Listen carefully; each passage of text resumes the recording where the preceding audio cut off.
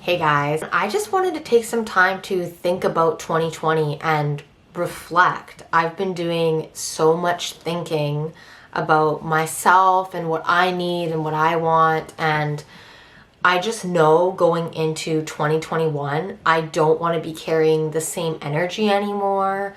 I want to be excited for new things. I want to be focusing way more on my creative projects. And this year, I've really been thinking about what is not working for me anymore. So, that being said, I have a little worksheet coming out that I'm going to release on my Instagram.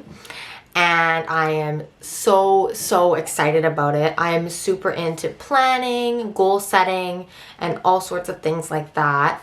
And so I thought, wouldn't it be great if we went through the worksheet together so you guys kind of get an idea of how to use it? Okay, first question. What have you accomplished in 2020? This is where you're going to jot down all your achievements, big, small, whatever it is.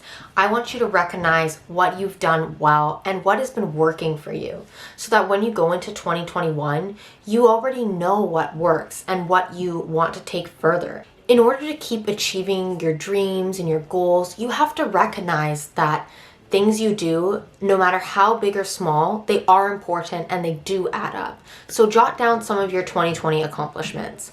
For me, one of my biggest 2020 accomplishments, I would say, would be obviously winning Miss Teen Canada. And I think just getting to know my body, working out so much, and learning to love it. I never used to like working out, and I absolutely love it right now. It's awesome. It's like therapy for me. So those are some things I'm proud of. Our next question is, what setbacks did you face in 2020? This is a chance for you to look at the things you wanted that you were maybe not able to accomplish. And it's a time for you to think about why you didn't accomplish them, how you could accomplish them, and why do you want to accomplish these things? For me, I think 2020 was a year of learning, but it was also a year of just realizing that not everything is going to be perfect. That's something I really struggle with. I'm a huge perfectionist, and I realized that you can't have everything your way. And so I've learned to let go of things and embrace the good in what you do have. So for me, some of my 2020 setbacks would probably be, I really wanted to not get behind in school. Like, I worked very hard all semester to be on top of my work. And there was a few things that happened. So my grandfather went into the hospital and he ended up having a major heart attack, and he unfortunately passed away December 1st. And he was on life support for 10 days, and it was very difficult because the longer he was on life support, the more hope my family would get. And, we kind of knew what the prognosis was, but, my grandfather was a fighter and he was able to pull through for much longer than we anticipated. And this really extended, we got to have more time with him, but it did extend that pain and hope for what could be. And it also impacted our daily lives. Like, we were either going to the hospital all day or we were sitting at home waiting to hear a text from a family member to see if he was going to be okay. And I missed 10 days of school, I think, or 10. I think I missed 10 days of school, so 2 weeks. And that put me behind a lot. And it was to the point where I had a final exam, and because I had 3 final exams in a row, and one I knew I wasn't really ready for, and I had to decide whether I wanted to continue with the class or I could have dropped it. I could have wrote the exam later. And I kind of thought about it, and I thought about what's true to me, what would make my grandfather proud, and I'm just not a quitter. So I went and I did the exam, and I'm so happy I did, because it's one that is just what I would do. I never really like to give up, and so I did the exam and it went better than I could have expected. So that was awesome.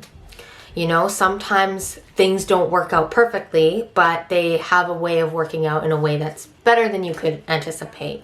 The next question in our worksheet is actually really cool because it is so specific to 2020.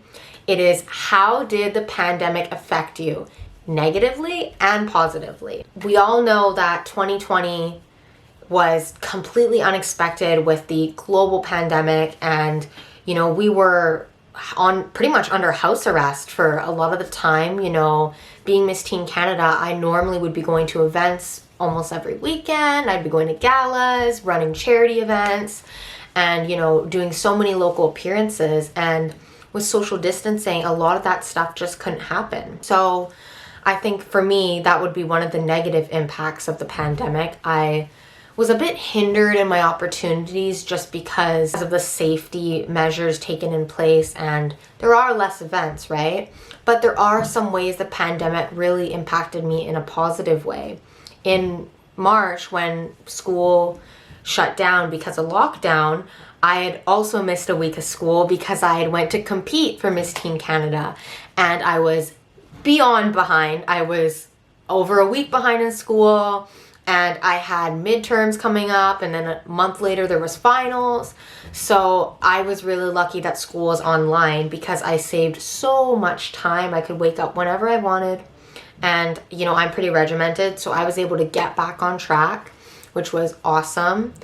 And you know, just there were some other nice things too that I found about the pandemic. Working out at home was honestly amazing. I really got into Blogilates this year, my absolute favorite workout guru, and she's just amazing. I would really recommend checking out Blogilates if you haven't already. With this question, I really just wanted people to think about the pandemic in general. Like, what did it stop you from doing, and what did it force you to do? And thinking about how that impacted your life. What did you need to change? What was something that you wanted to accomplish and you couldn't because you found yourself in a bit of a box and there was less opportunity for you to do the things you wanted? I think it's really important that we're always critical thinking and always trying to find a new way to do something. You know, as soon as you place a limit on yourself, well, there you go, there's your limit. You know, the ceiling is only as high as you say it is. Our next question is, what do you want to leave behind in 2020? I think this is just more of an assessment question, thinking about what completely did not resonate with you. What is, like, this can be people, this can be projects, this could be a job. This could be, you know, maybe you're in a relationship you're not satisfied in. Maybe you're going to school for, you know, sciences, and maybe you don't want to. Maybe you want to go a different path. Maybe you are in the creative industry and you would like something more practical. This is really thinking about you, what you need and what you want. Personally, for me, I've realized that when it comes to school, I am completely type A, and I like to have a schedule, and because university is so demanding, I feel that I want to be right on top of everything, and because of that, the rest of my life, I don't really get to do as much. So I've decided that in 2021, I'm going to be taking less classes at a time. So for instance, in January, I'll be taking 3 classes. I am not doing 5 again. It was too much, and I want to enjoy the rest of my life. You know, there's other goals I have, and that's okay with me, you know? Like, that's something I learned. Maybe that is similar for you, or maybe you're the opposite. Maybe you want to spend more time in school. Maybe you want to learn more. Or, you know, maybe you feel that you're not going to work out as much, and maybe working out for you, maybe you don't like the gym. Well, there's so many ways to get exercise and be healthy. You can go for walks every day, you can go for runs, you can do yoga. I think some local swimming pools are still open. I'm a lifeguard, and I know that my local swimming pool is still open.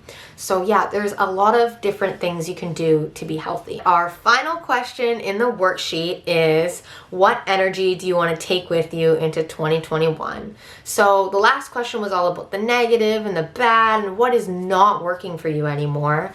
And this question is all about what is working for you. What do you want? Like, maybe you don't have it right now, but what do you want later?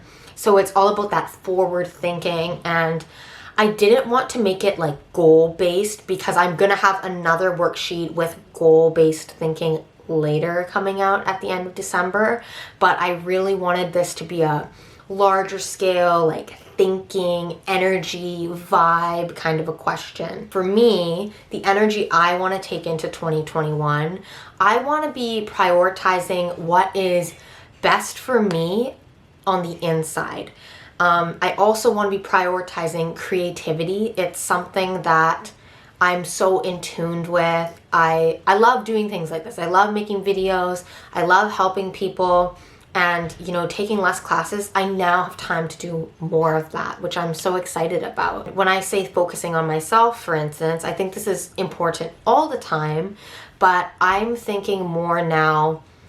Before, I would think goal-oriented, and, you know, I'd want to do well in school. And not that I'm saying it's not great to do well in school, but I would put that priority above things like, I have to study, I'm not going to wash my hair for like 3 days, you know. And it's fine to do things like that during finals, because, you know, it's a dire need to study. But I am thinking now that I have to do what's best for my mental health. You know, if I'm having a rough day, I should have the time to take it out of my day to do something that's going to bring me joy. Whether that be journaling, whether that be playing with my new Game Boy, or, you know, watching movies from my childhood. That brings me so much comfort. So this was a longer video than I thought. It was actually very impromptu. I put the camera on having no idea what I would be filming or talking about today, but I did know I wanted to talk about 2020, knowing it was a year full of ups and downs and learning and dealing with things not being the way we thought they would. And I think it's so important to, no matter what is going on in your life, I think it's so important to reflect, because reflection leads to so much personal growth and development. And I think it's a great opportunity for you to get aligned with your life and make it the best possible. That being said, this is the end of the video, and if you want to download my worksheet, I will have the link in my description box, and it'll also be in the link of my Instagram bio. I'll see you guys next time.